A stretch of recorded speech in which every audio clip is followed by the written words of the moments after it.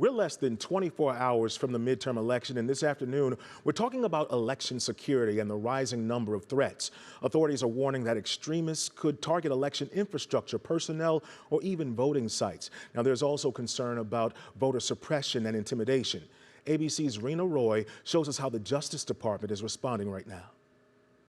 With just one day to go until the final ballots are cast in the crucial midterm elections, there's growing concern over election security. The nation is polarized, angry.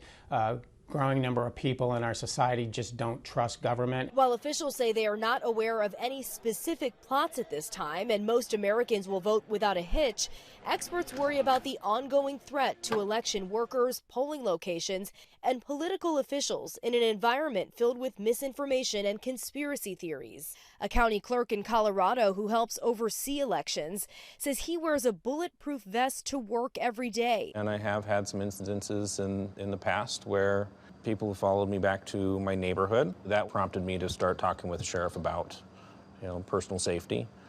He recommended that I wear a ballistic vest. Voter fraud, suppression, and intimidation also an issue. 18 cases of alleged voter intimidation at Arizona ballot drop box locations, now referred to the Department of Justice. This video shows people armed and in tactical gear observing or watching ballot boxes there.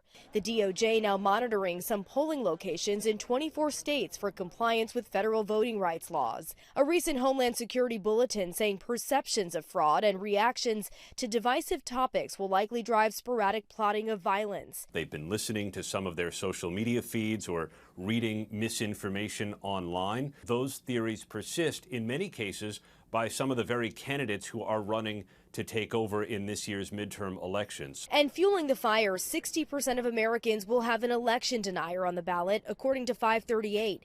Republican candidates running for governor in both Pennsylvania and Arizona are among them.